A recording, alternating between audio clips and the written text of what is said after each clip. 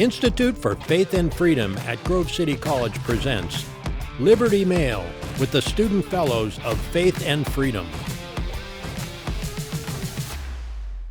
Hello and welcome to a new season of Liberty Mail. We are so happy to have you. We are in the underground studio here at Grove City College for the Institute for Faith and Freedom. My name is Grace Reilly, and I'm joined by the new co-host for the year, Katie Kenlein. So we're super excited to have her. Katie, thank you so much for agreeing to be the new co-host. Thank you, Grace. It's just so fun to have you, and I'm excited for you to be able to share a bit about yourself with the audience so that they can get to know you a bit.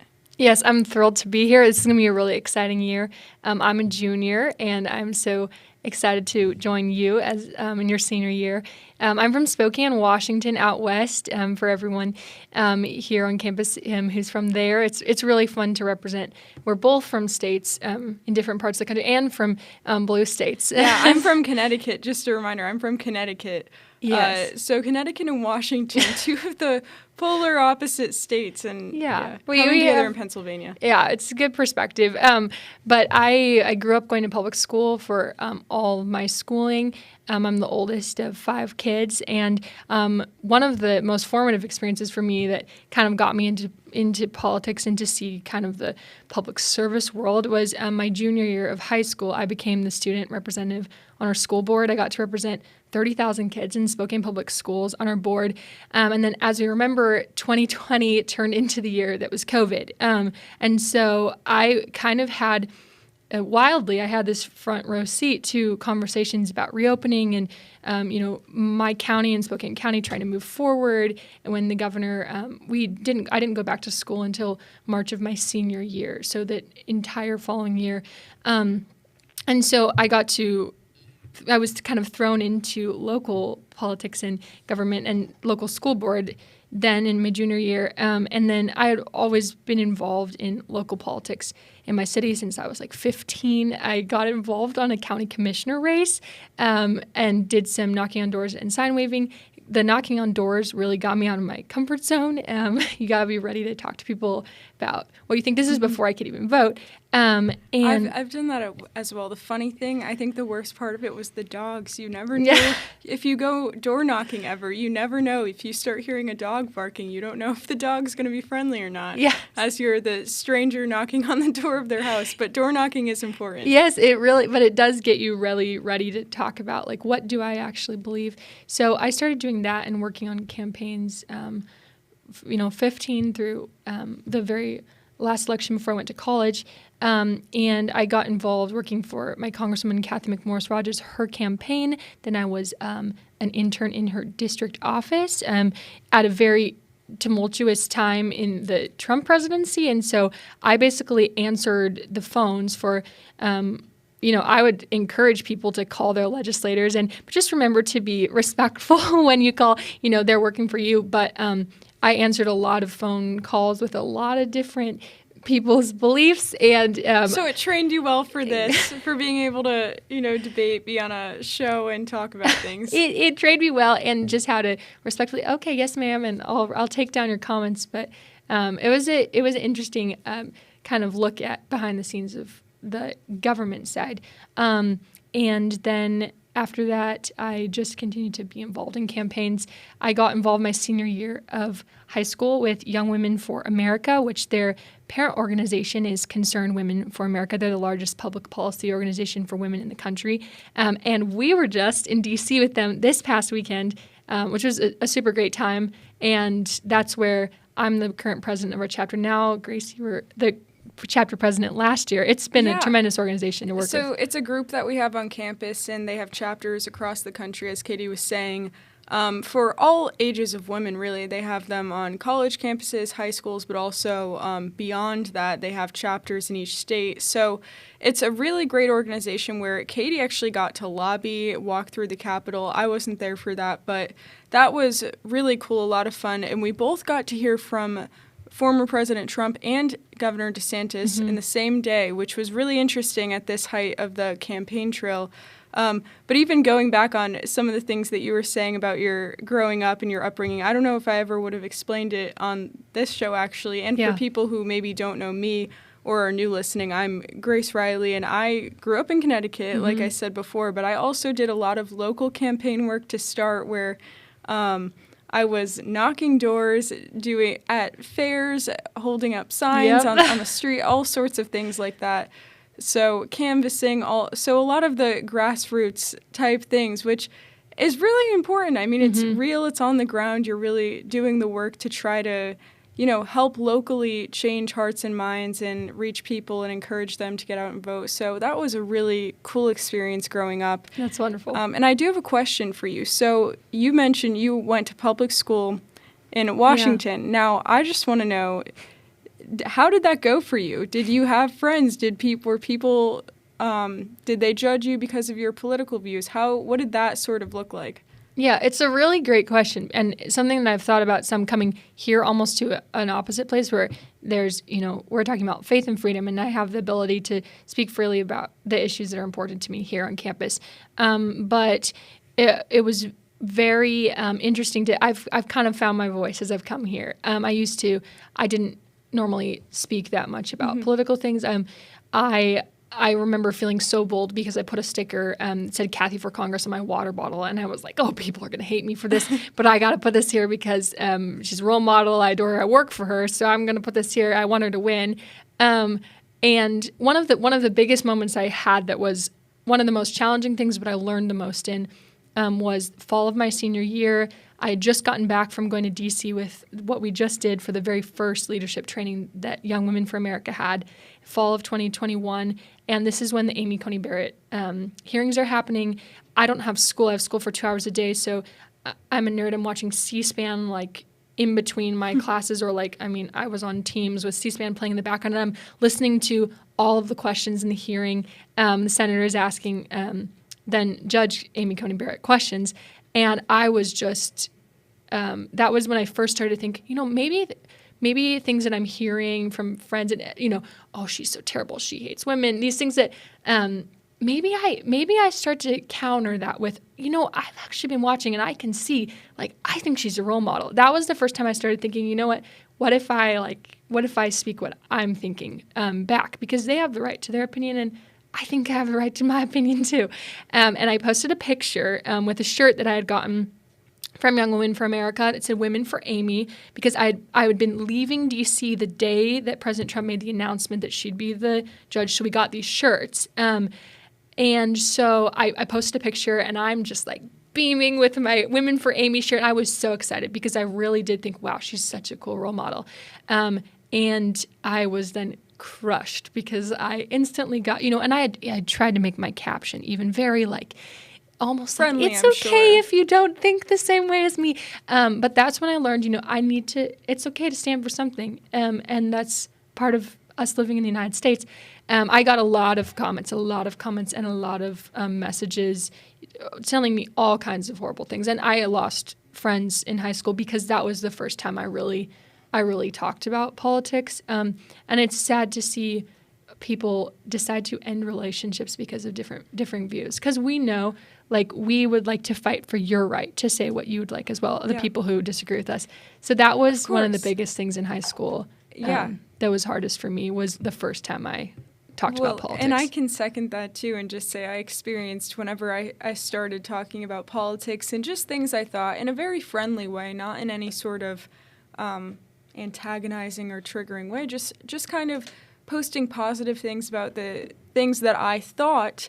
It was not well received by my peers. And I know that for anyone at any age, stage in life, it's the same thing where it takes a lot of courage, even just to put a sticker on your water bottle. It takes a lot of courage to say something against the grain, because people get so mad and people do end relationships over it.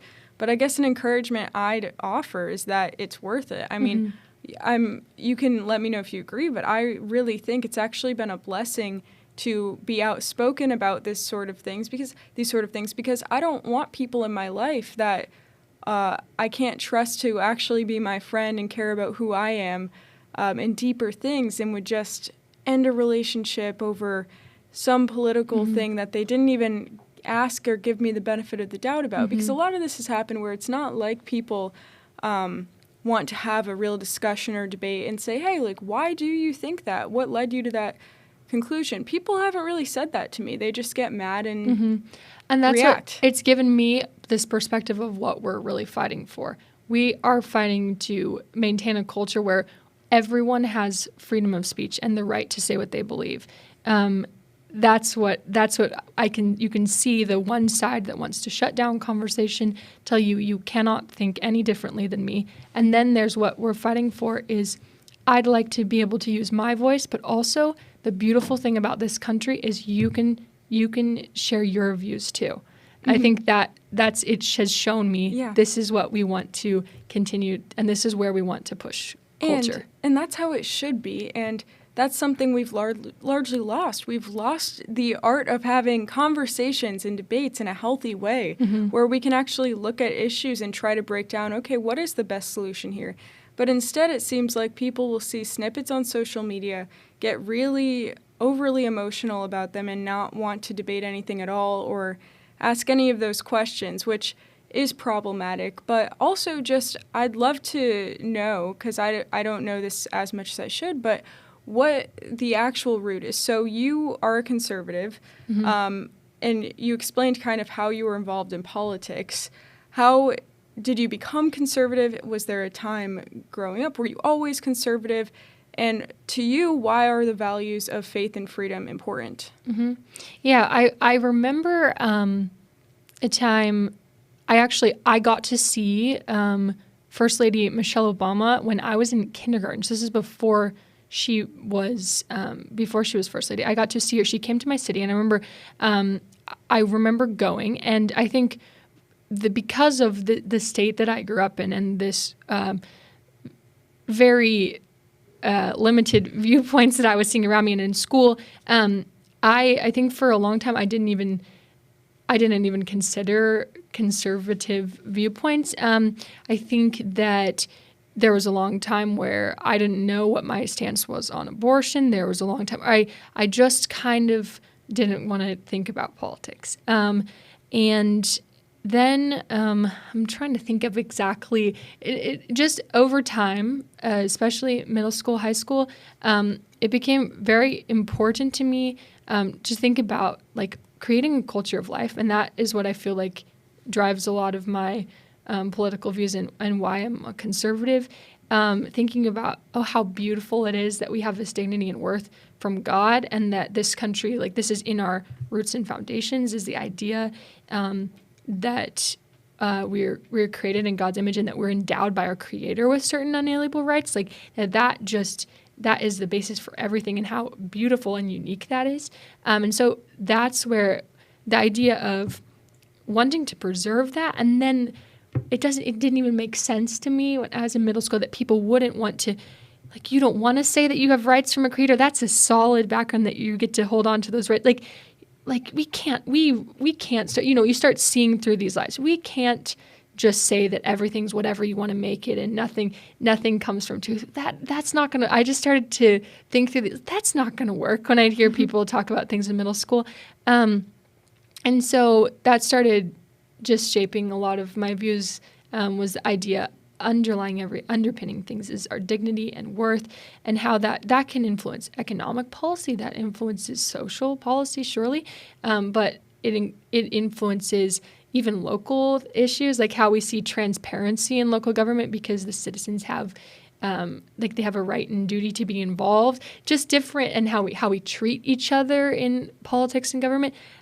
So just over time, and as I followed certain people, I just all those fell into place. Yeah, it did. That's amazing. Yeah, it's kind of similar with me. Well, I guess different. A lot of the things you explained about why are similar for me. I couldn't have said it better. But I've kind of always been conservative, but it's not that that's why I'm conservative.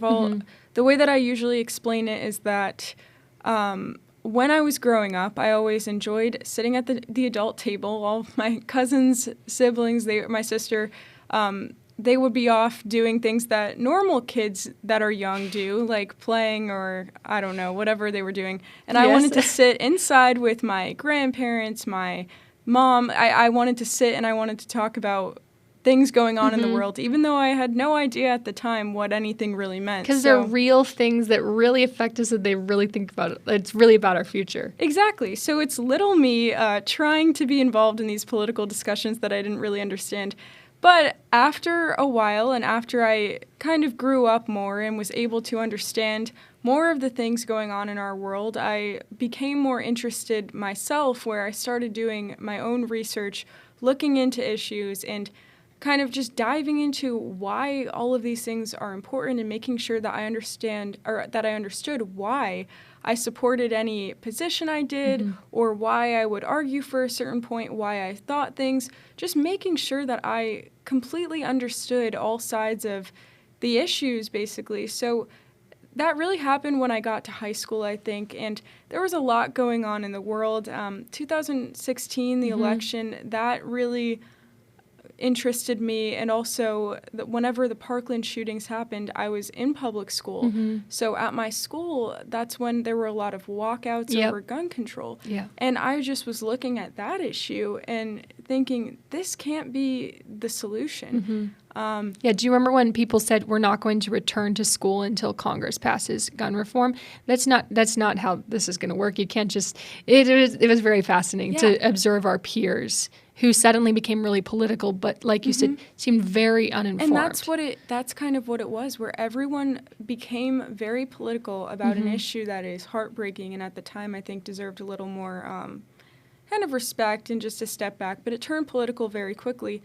So what actually was able to happen when I was in high school, so I think it was the Young Leftist Club or something, they decided they wanted to organize a walkout, which at the time there were national walkouts across the country to protest guns, basically, and ask for gun control.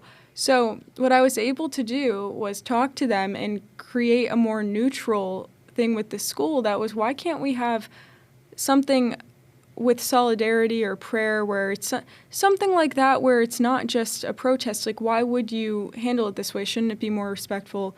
So we went back and forth, and it ended up working up all right. But that sort of experience also really interested me.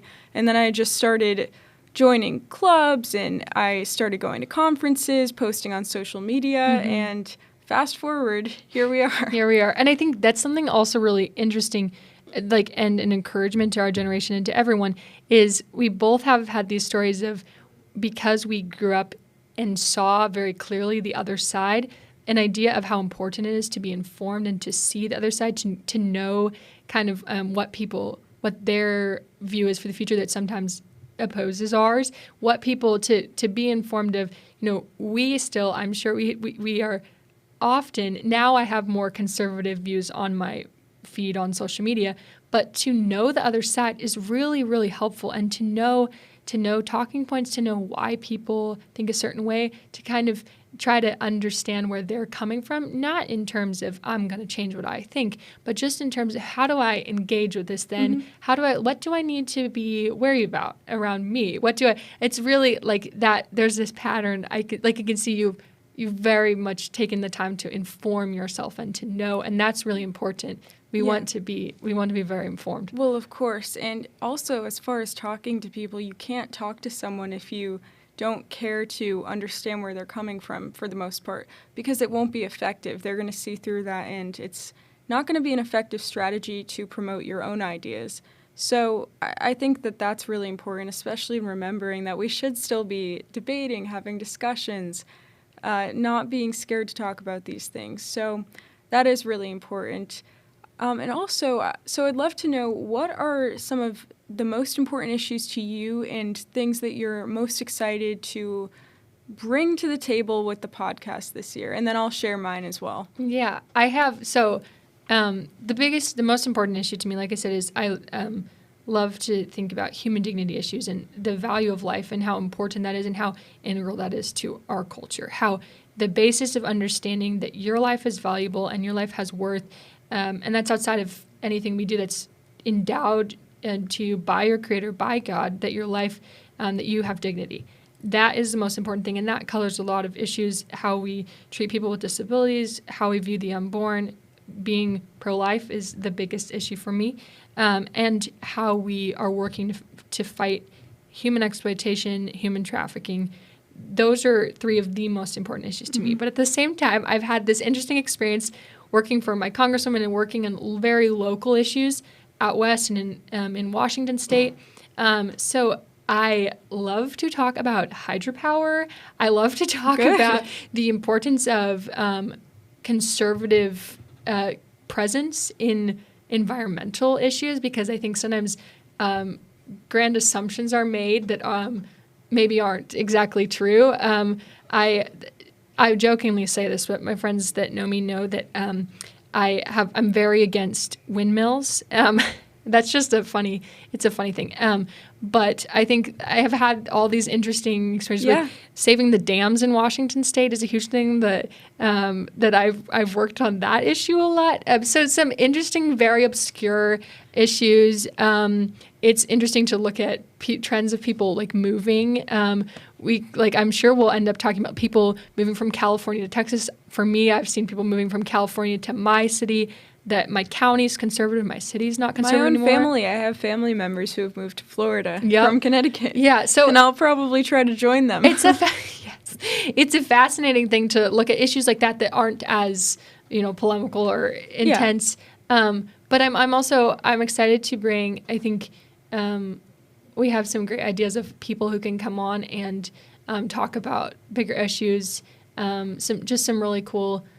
Speakers and people that I admire that will be working on bringing on the podcast, because I think we love to learn and to learn more and give platform to. That's what, I'm a communications major, and that's the thing that I feel like it's not a political issue, but there's always it's like, where do we press in and give platform to certain issues?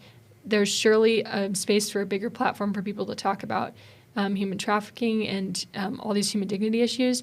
And we have the ability to have a platform where we can bring different people in to inform our listeners more about just all different issues. It's great to bring in more information. Absolutely. And that's really, really true, where we will be using this platform to talk about a lot of really important issues, but also a variety of issues to keep it interesting. Kind of like what you said, again, the dignity of life is so, so important, but I used to work for a year for an anti-socialism organization, so I love talking about all things related to that, culture, economics, so we're going to have a really good year, I think, just talking about some of the issues that are important. And to the environmental point, last year, Aaron, so a shout out to Aaron Jenks, who was the host last year. We miss him. He's now married and doing great. So he's living his best life. I'm sure he's happy to be where he is and doesn't miss being here at school. But we'll miss him on the podcast. But we talked about last year dominion and stewardship and the importance of looking at environmental issues through a Christian and conservative lens. And, of course, the importance of having a presence there, which is so important, especially amidst all of the ESG. And there's just so many issues that we could talk about relating to that. So definitely a lot of really exciting conversations coming up. And as Katie mentioned, we have some good guests that we have in mind and have talked to that will hopefully be joining us in the coming weeks. So you can look forward to that. And we also want to know what you want to hear about. We would love to hear your suggestions on any topics you'd like to hear about. You can always comment on our YouTube or wherever you have your podcast. You can always reach out to us and tell us what you think and tell us what issues you want to hear more about. And we're always open to that and open to looking more into issues and discussing them. Yes, I'm excited for what we can do and bring. And yes, please let us know, because it's fun to dive deeper, dive into things more, expand our what we know. It's great. Yeah, so we're going to try to make this the best season yet, which will be hard because Libby, who came before Aaron, Libby Krieger, and then Aaron Jenks did a wonderful job. and we're going to keep trying to make it the best that it can be. The best is yet to come. Yes, the best is yet to come. So thank you so much for listening. We will see you next week. We're very excited to be on the show together, and it's really going to be a great time. So make sure that you like, subscribe, and just stay up to date with the latest episodes that will be coming out. Thank you. For more information on the Institute for Faith and Freedom, visit faithandfreedom.com.